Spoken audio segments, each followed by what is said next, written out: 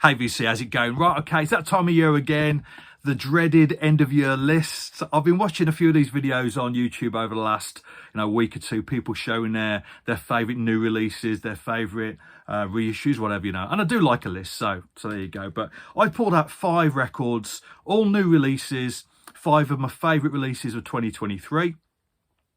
And all of the records do have something in common. So I'm not to say they're all comeback records, but they're certainly records by artists who perhaps have a sense of unfinished business. So yeah, see what you think. So starting off with this. This is now by Eddie Chacon. The album's called Sundown. Now, came out back in May, I believe. I didn't hear it until about a month ago, and it's just totally grabbed me. So Eddie Chacon, you may well know already, he was one half of the duo Charles and Eddie. They had a massive hit in the early 90s with a track called Would I Lie to You? #1 single in the UK. I absolutely hated it, I must admit. Still played to death on commercial radio.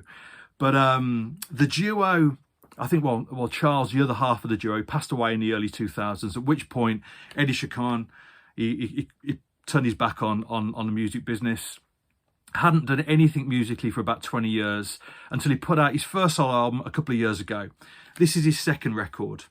And as I say, this is like a lo-fi soul record. All of the music is written and arranged by a guy called John Cowell Kirby, who I think has worked with the likes of Miley Cyrus. But don't let that put you off, Yeah, it's this modern soul synth sound, which I absolutely love. Eddie Chacon has got this lovely falsetto vocal that goes over the top. I think he's written all of the melodies and all of the lyrics, and it just works so well. I think the album's only 10 tracks.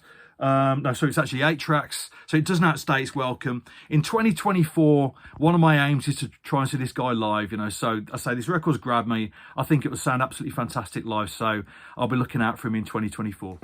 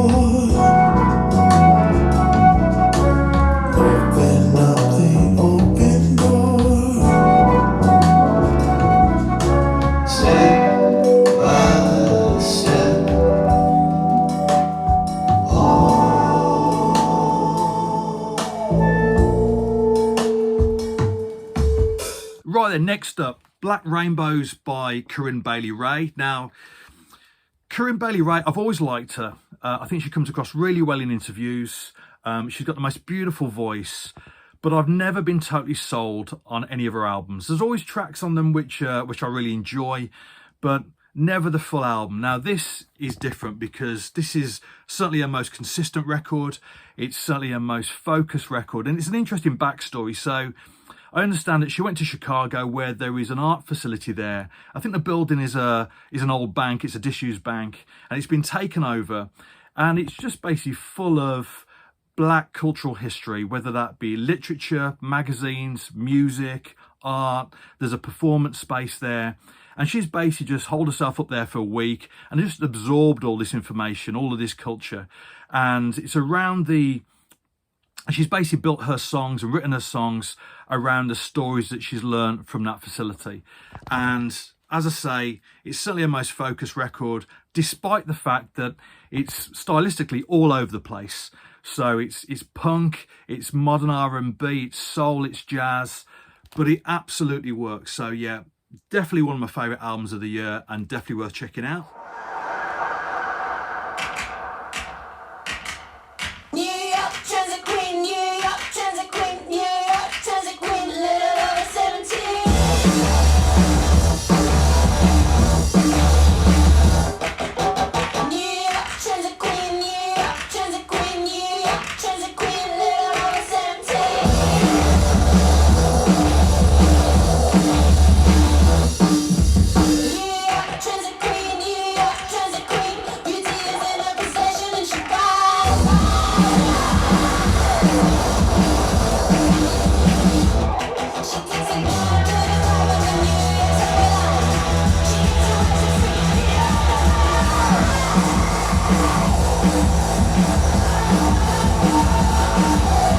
so next up is the Blur album, The Ballad of Darren. So Damon Albarn has had an absolutely fantastic year. So he started off 2023 putting out the Gorillaz album, which I think is a brilliant pop record, but that album's certainly been overshadowed by this. So yeah, so that their last album came out in 2015, which was the Magic Whip.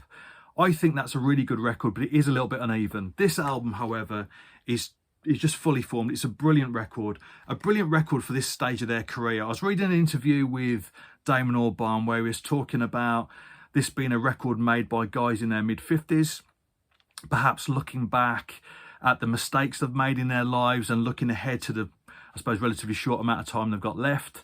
And basically saying it's perfectly reasonable that when you reach this age, you've got a lot to be sad about, but that's okay. And yeah, I quite like that. I quite like the fact that this is a record which is more grown up. It'd be ridiculous for them to make an album that sounded like Part Life or Modern Life is Rubbish, you know? So it feels like the appropriate album and the appropriate subject matter for this time. I just like the way that they appeared almost out of the blue earlier in the year with this album. Well, certainly with the first single from this album, The Narcissist. And they've sort of disappeared again just as quickly. I think they stuck around for 6 months, put out the record, put out a few singles, played a few gigs, and have now called it quits again. No doubt we'll be waiting another 8 or 10 years for the next record, but if this is their last record, then that's okay, Mike.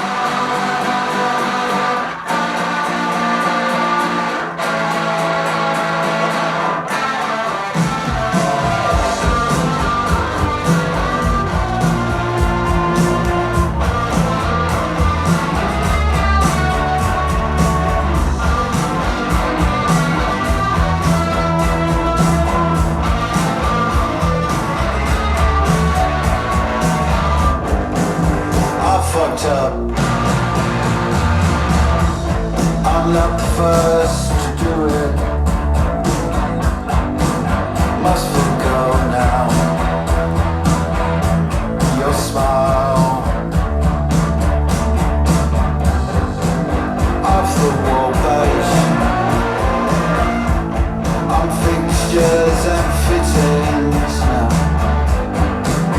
Call me up, bird.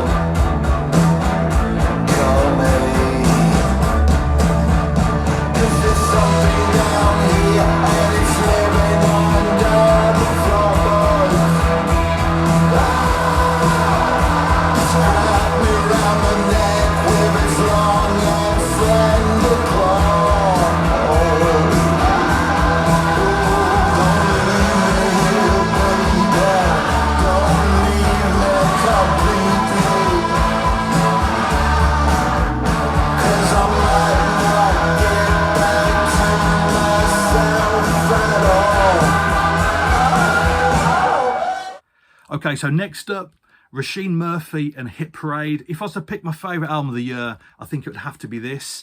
But this is a bit of a difficult one because earlier in the year she made some comments which caused a load of controversy.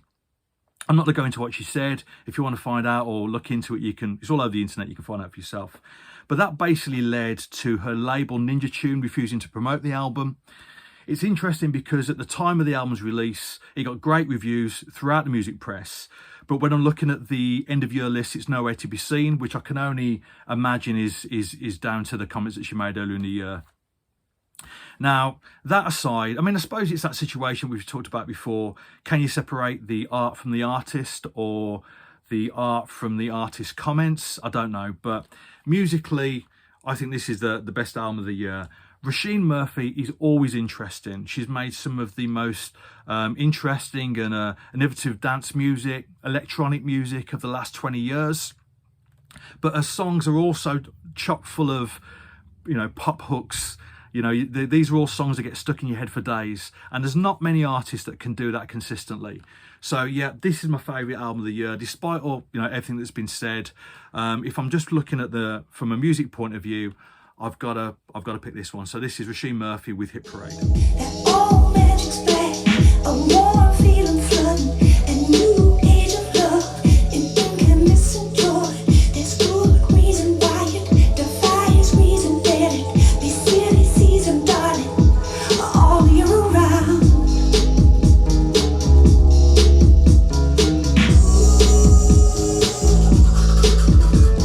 Good.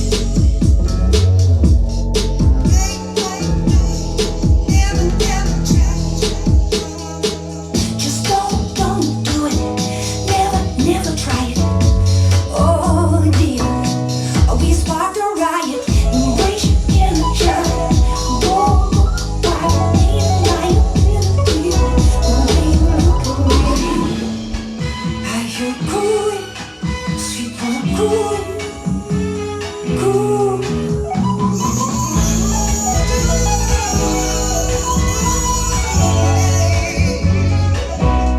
And my final pick is Fused by Everything But the Girl. So when I'm looking back at 2023 and I think about my favourite musical moments, hearing their comeback single, Nothing Left to Lose, the first play on the radio, that song just absolutely hit me. It was everything that I wanted to hear, everything that I wanted from them as a, as an artist. So, I love their stuff. I was a big fan back in the day, but I think their music has perhaps come to mean more to me over the years. And I think that's basically down to Tracy Thorn's voice. I've sort of realised that I'd pretty much rather listen to Tracy Thorn sing than any other vocalist. She's got an absolutely gorgeous voice. Now, this album, I think, works perfectly alongside their 90s stuff. The albums like Walking Wounded and Temperamental, but still feels totally contemporary. So, yeah, definitely worth checking out. I'm surprised it hasn't featured more in the end of year list by a lot of the major magazines, publications, but still a glorious record, and it's just great to have them back.